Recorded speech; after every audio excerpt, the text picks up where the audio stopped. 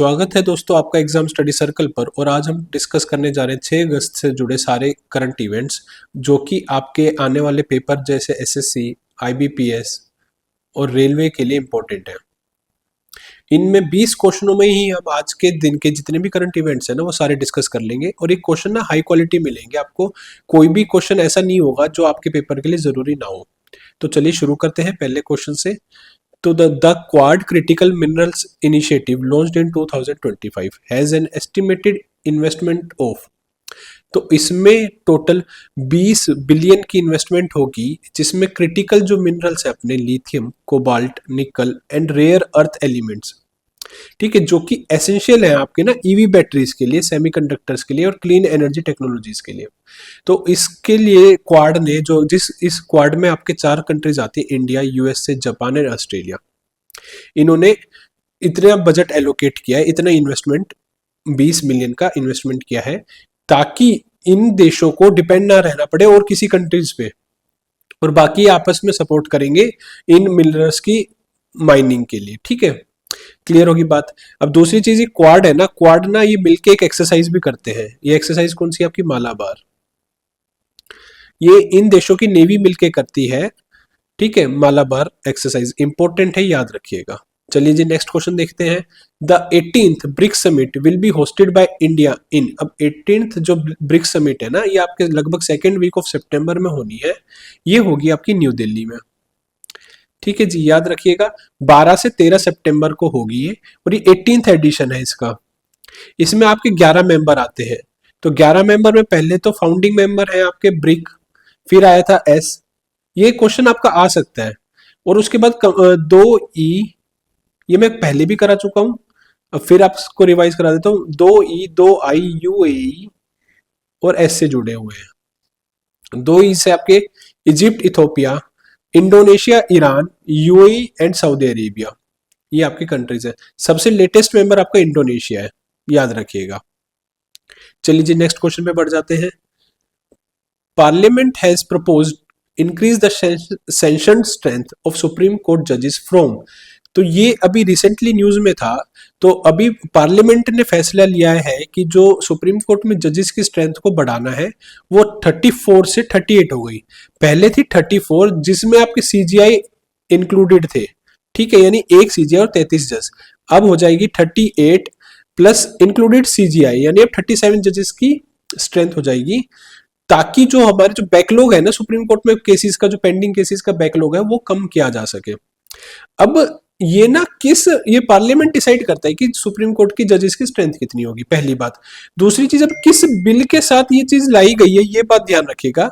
वो बिल है आपका मनी बिल, यानी जो आपका आर्टिकल, अभी नेक्स्ट क्वेश्चन में देख लेते हैं, ये आता है आर्टिकल 110 में, इसलिए ये भी न्यूज में था। 110 के तहत ये लाई गई है, क्योंकि जब 4 और जजेस को आप एक्स्ट्रा जजेस को वो मतलब नियुक्त करेंगे, एक्स्ट्रा जजेस की स्ट्रेंथ बढ़ाएंगे, तो उससे कहना है कि जो खर्चा आएगा देश पे, तो इस अकॉर्डिंगली मनी बिल रिलेटेड, मतलब मनी रिलेटेड बिल जो भी होगा उसके लिए मनी बिल आता है। तो ये आपका आर्टिकल 110 में आता है, ताकि 4 जजेस पे के आने से जो ज्यादा खर्चा होगा उस कारण से इसे मनी बिल के साथ लाया गया। ठीक है, क्लियर होगी बात। नेक्स्ट क्वेश्चन पे देखते हैं। The Pahal scheme is primarily related to, अब पहल स्कीम किससे रिलेटेड है, आपकी LPG subsidy through direct benefit transfers. इसमें एक मेन पर्पस ये भी है कि जो डुप्लीकेट और फॉल्स क्लेम है ना उनको हटाया जाए और डायरेक्ट बेनिफिट ट्रांसफर किया जाए। ठीक है, बीच में मिडिलमैन को हटाया जाए और जिन्होंने फेक कनेक्शंस ले रखे हैं उनको हटाया जाए। तो उससे रिलेटेड ये स्कीम है आपकी। ठीक है, तो इसमें क्या है कि जो सिलेंडर है ना वो eight market price and subsidy amount is directly transferred into the there bank. मतलब कि अगर सिलेंडर समझ लीजिए 100 रुपए का है और 20 रुपए की सरकार ने सब्सिडी देनी, तो ये 20 रुपए डायरेक्ट आपके बैंक अकाउंट में जाएंगे। आप खरीदेंगे 100 रुपए का और 20 रुपए सरकार डायरेक्ट आपके बैंक अकाउंट में ट्रांसफर कर देगी। क्लियर होगी बात। The intermediate range nuclear force treaty was signed in, अब जो ये आपकी इंटरमीडिएट न्यूक्लियर रेंज ट्रीटी है ना ये साइन हुई थी आपके उस टाइम पे। यूएसएसआर कहा जाता था उसे, रशिया को सोवियत यूनियन कहा जाता था, और यूनाइटेड स्टेट के बीच में ये हुई थी आपकी 1987 में। इस ट्रीटी में क्या हुआ था, जो उनकी मिड रेंज मिसाइल्स थी ना, दोनों देशों की जो मिड रेंज मिसाइल्स थी, उनको इन्होंने डिस्ट्रॉय कर दिया था पीस के लिए। ठीक है, करीब करीब 2000 के करीब मिसाइलें दोनों देशों ने अपनी डिस्ट्रॉय कर दी थी।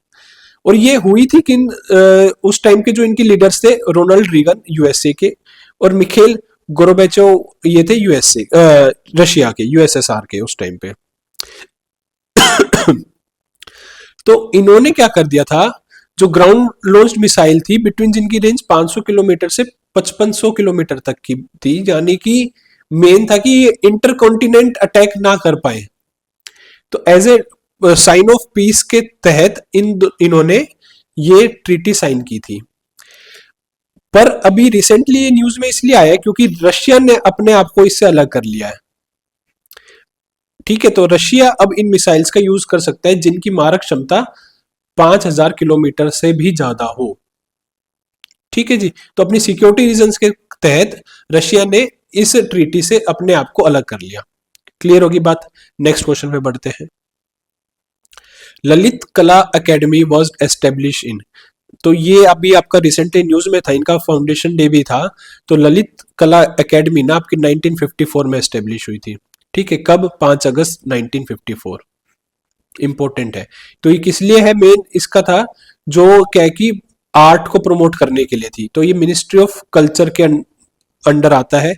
और अपने मिनिस्ट्री ऑफ कल्चर कौन है, ये आप मुझे कमेंट सेक्शन में बताएंगे। क्लियर होगी बात। चलिए, अब ना ये ना ललित कला एकेडमी ना national exhibition of art organise करती है हर साल। ठीक है, तो ये जो है ना नेशनल एग्जीबिशन ऑफ आर्ट, तो पूछा जाता है कि कौन ऑर्गेनाइज करता है, तो ये ललित कला एकेडमी करती है, इसलिए ये क्वेश्चन भी आपका इंपॉर्टेंट है। ठीक है, तो ये एनुअल एग्जीबिशन है organise by Lalit Kala academy every year. ठीक है, और फर्स्ट टाइम हुआ था 1955 में, ये भी पूछा जा सकता है। ललित कला एकेडमी कब एस्टेब्लिश हुई थी, ये तो आपका प्रीवियस ईयर का ही क्वेश्चन है।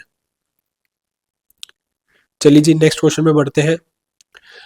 असान conservation reserve recently in news is located in, अभी जो असान कंजर्वेशन है ना आपका, ये उत्तराखंड में पड़ता है। न्यूज में क्यों था? इधर ना 10 किलोमीटर तक की रेंज के लिए ना माइनिंग बैन कर दी गई है, और ये हर जगह एप्लीकेबल होगा जो भी आपके कंजर्वेशन रिजर्व है उसमें। ठीक है, तो ये आपका पड़ता है संगम पे, मतलब जो दो आपकी नदियां मिलती है, आसान एंड यमुना रिवर पे मिलती है ना, उसके पास का एरिया ये है आसान। और ये ना फर्स्ट रामसर साइट है उत्तराखंड की 2020 में। अभी इंडिया की टोटल 101 रामसर साइट होगी। ये 1971 रामसर कन्वेंशन के तहत था, और 101 अभी अरुणाचल प्रदेश को अपनी फर्स्ट रामसर साइट मिली है, अरुणाचल प्रदेश को। क्लियर होगी बात। वो कौन सी थी मैं पिछले वीडियो में भी करा चुका हूं, एक बार आप कमेंट सेक्शन में बताएंगे ताकि आपकी रिवीजन हो जाए। चलिए जी, नेक्स्ट क्वेश्चन पे आते हैं। The recently launched cloud leopard conservation act plan has been prepared under which initiative, तो ये जब आपका क्लाउडेड लेपर्ड एक्शन प्लान है ना, यानी कैप है जो, ये 3 ऑर्गेनाइजेशन ने मिलकर लॉन्च किया है। कौन सी? गवर्नमेंट ऑफ इंडिया, एक तो जीईएफ और यूएनडीपी। यूएनडीपी क्या हो गया? United Nation Development Programme. ठीक है, और जीईएफ आपका क्या हो जाएगा? Global environment facility. इन तीनों ने मिलके ये प्रोग्राम लॉन्च किया है, किस लिए? जो क्लाउडेड लेपर्ड की ना कंजर्वेशन के लिए। ठीक है जी, तो ये इंपॉर्टेंट है। इससे रिलेटेड आपका ना एक international big cat alliance establish किया गया था। कहां है इसका हेडक्वार्टर? ये है आपका न्यू दिल्ली में। ठीक है, और conservation act, wild life conservation act अपना कौन सा है? 1972। याद रखना, ये भी इंपॉर्टेंट है। अभी रिसेंटली इंग्लिश चैनल न्यूज में था, ये चीज याद रखिएगा, ये इंग्लैंड को फ्रांस से सेपरेट करता है। माइग्रेंट्स की शिप जा रही थी, उसमें आग लग गई थी, तो वो उनको बचाएगा, तो ये इसलिए भी रिसेंटली न्यूज में था। तो इंग्लिश चैनल को ला मांचे कहते हैं फ्रांस में, सेपरेट करता है मेनली इंग्लैंड को फ्रांस से। इंपॉर्टेंट है। इसमें एक नैरोएस्ट पॉइंट है जो बिल्कुल ही इन दोनों के बीच का डिस्टेंस कितना रहता है, 34 किलोमीटर, से स्ट्रेट ऑफ डोवर कहते हैं। ये सेपरेट करता है एटलांटिक ओशन,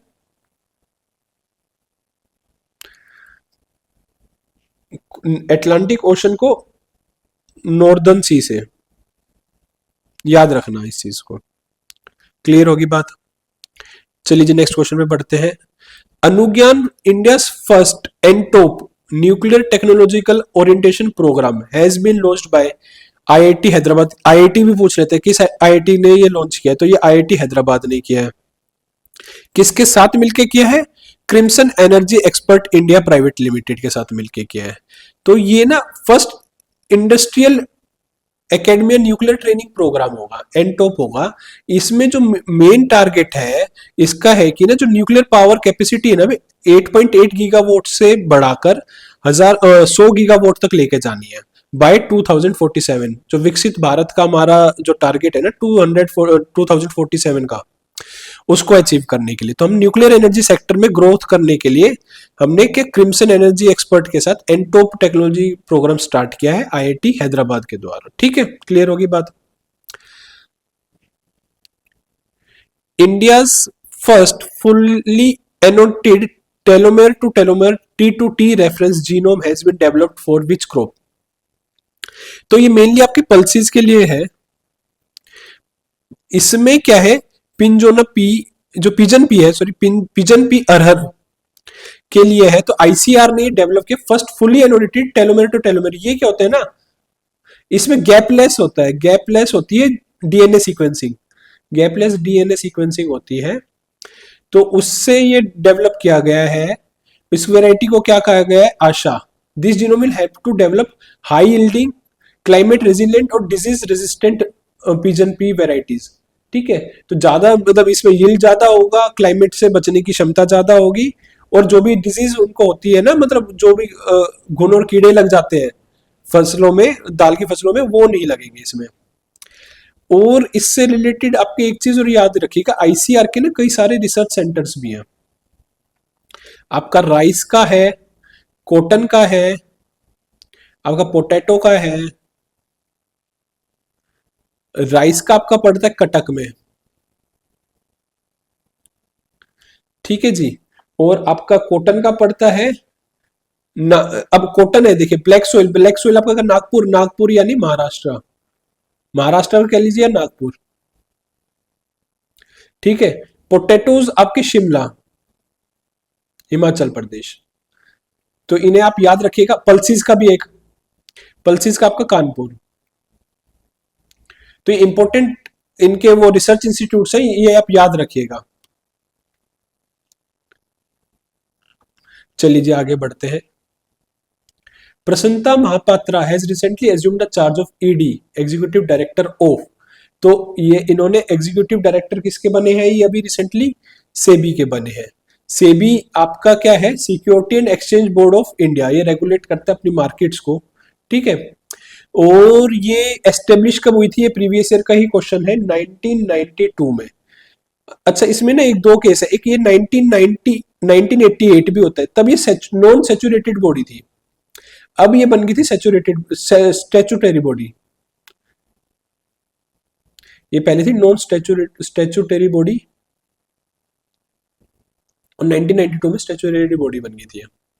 क्लियर होगी बात। अब researcher from KUFOS recently identified new sea शोर स्पीसीज। तो कुफोस ये आपका केरला है, Kerala university of fisheries and ocean studies. इधर एक नई स्पीसीज मिली है, किसकी? आपकी ये जो बोलते हैं ना मरीन स्पीसीज, उस चीज की। तो वो कौन सी मिली है? Hippocampus Amanda Vincenti. तो ये जो हिप्पोकैम्पस मिली है ना, ये नई स्पीसीज है। तो मेरीन बायोडाइवर्सिटी में एक और मेंबर ऐड हो गया, तो उसके कंजर्वेशन और इन सब चीजों के लिए जो अगर हम स्पीसीज को इंडिकेट कर देते हैं ना, हेल्पफुल रहता है मेरीन कंजर्वेशन के लिए, बायोडाइवर्सिटी के लिए, ये ज्यादा जरूरी है। तो किसने खोजी है? ये साइंटिस्ट किसने? Kerala university of fisheries and ocean studies के लिए। ठीक है, इसमें एक चीज याद रखना, जो इधर के फेमस मरीन बायोलॉजिस्ट रहे थे अमेंडा विंसेंट, उनके नाम पे रखे गए, उनके सम्मान में ये नाम रखा गया है। ठीक है जी, नेक्स्ट क्वेश्चन पे बढ़ते हैं। आपका नेक्स्ट क्वेश्चन है, which of the following is correctly match? SEBI ministry of agriculture के नहीं, आईसीआर एग्रीकल्चर रिसर्च, और उसके बाद है आपका कुफोस स्पेस रिसर्च नहीं, आईआईटी हैदराबाद नहीं, तो आपका ICR related to agriculture research के तहत आएगा। और ये मिनिस्ट्री ऑफ एग्रीकल्चर, हमारे मिनिस्टर कौन है एग्रीकल्चर के, आप ये मुझे कमेंट सेक्शन में बताएंगे ताकि आपका ये रिवाइज हो जाए। और मैं आपको बता ही चुका हूं अपने जो है मेन आईसीआर के राइस के, पोटैटो के, कॉटन के, ये आपने हेडक्वार्टर याद रखने, क्योंकि ना आपको मैं बताऊं, पल्सीज का हेडक्वार्टर पूछा हुआ है पिछले शायद सीजीएल के पेपर में। तो आपका पल्सीज हो गया, व्हीट हो गया, इन सब के आपको याद होने चाहिए। तो राइस का आपका कटक है, फिर से एक बार मैं बता रहा हूँ, आपका पोटैटो का है हिमाचल प्रदेश शिमला, कॉटन का आपका नागपुर महाराष्ट्र, पल्सीज का है आपका कानपुर, और व्हीट का ना आपका करनाल है। व्हीट का शायद पीछे नहीं बताया था आपको, व्हीट का आपका करनाल है। अच्छा, इसमें ना एक और चीज है, कटक और हैदराबाद दोनों में कंफ्यूज मत हो ना, हैदराबाद भी है। हैदराबाद में है आपका IIRR, Indian institute of rice research centre, ठीक है। और कटक में नेशनल है, कटक में आपका NRRI है, ये बात याद रखिएगा, नेशनल रिसर्च राइस इंस्टीट्यूट है ये, दोनों आईसीआर के, ये नेशनल है और ये Indian institute of rice research centre है आईसीआर का। क्लियर होगी, आते मिनिस्ट्री ऑफ एग्रीकल्चर के अंडर है। चलिए जी, नेक्स्ट क्वेश्चन देख लेते हैं। जो अभी दिल्ली में 18th ब्रिक्स समिट होने जा रही है, ये 12-13 सितंबर को, इसकी थीम क्या है? इसकी थीम ब्रिक ही है, ब्रिक्स ही है इसकी थीम। इसकी थीम क्या है? Building for resilience, innovation, cooperation and sustainability इसकी थीम है। तो ये याद रखिएगा, होस्ट कंट्री इंडिया है, होस्ट हो रही है दिल्ली में, इंपॉर्टेंट है। 11 टोटल मेंबर है ब्रिक्स के, फाउंडिंग मेंबर आपके ब्रिक थे, सिर्फ याद रखना ये सारी चीजें। The Genbaku Dome associated with Hiroshima day received UNESCO world heritage site status. Important question है, और ना ये आपका ना पक्का पूछा जा सकता है। तो ये आपका 1996 में यूनेस्को ने वर्ल्ड हेरिटेज साइट डिक्लेयर कर दिया था इसको। कारण क्या था? क्योंकि यही एक स्ट्रक्चर बच गया था न्यूक्लियर अटैक के बाद, जो फैटमैन और लिटिल बॉय जो 2 अटैक हुए थे 6 अगस्त और 9 अगस्त को। ये तो आपको पता ही हो, 6 अगस्त 9 अगस्त को अटैक हुआ था, यूएसए ने किया था जापान पे। तो जो गेनबाकू इंफ्रास्ट्रक्चर यही बच गया था सिर्फ, ये लोकेटेड है Hiroshima Peace Memorial Park Japan में। ये ओनली स्ट्रक्चर था that survived the 1945 atomic bomb of Hiroshima, इसलिए इसको यूनेस्को वर्ल्ड हेरिटेज साइट 1996 में डिक्लेयर कर दिया गया था। क्लियर होगी बात? ये अभी 2026 में 81st एनिवर्सरी बनाई गई है, ठीक है। तो अब एक और चीज, first lady PM of Japan आप बताएंगे, ये अभी रिसेंटली इंडिया भी आई थी। इन्होंने खरखोदा में मारुति का बहुत, एशिया का सबसे बड़ा प्लांट, मैन्युफैक्चरिंग प्लांट भी खोला था। ये सारी चीजें आपने याद रखनी है, इनका नाम आप मुझे कमेंट सेक्शन में बताएंगे ताकि आपका रिवाइज हो जाए। चलिए जी, नेक्स्ट क्वेश्चन देख लेते हैं। International clouded leopard day was first observed in 2018 eight which of the following places? तो ये आपका ना देखिए, फर्स्ट टाइम ये इंट्रोड्यूस इसलिए किया गया था, ये पहली बार बनाया गया था यूनाइटेड किंगडम में, होवलेट वाइल्ड एनिमल पार्क में। ये बनाया जाता है 4 अगस्त को। मेनली इनका टारगेट है जो हमारे बिग कैट्स हैं, बिग कैट्स की प्रोटेक्शन के लिए। बिग कैट्स में आपके लायन आ गया, टाइगर आ गया, क्लाउडेड लेपर्ड आ गया, जैगवार आ गया, ये सारी बिग कैट्स है। और बिग कैट का हेडक्वार्टर अपना, हेडक्वार्टर का है दिल्ली में,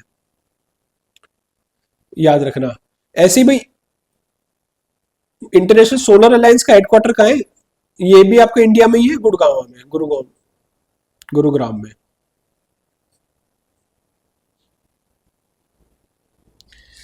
एक बार ठीक लिख देते हैं।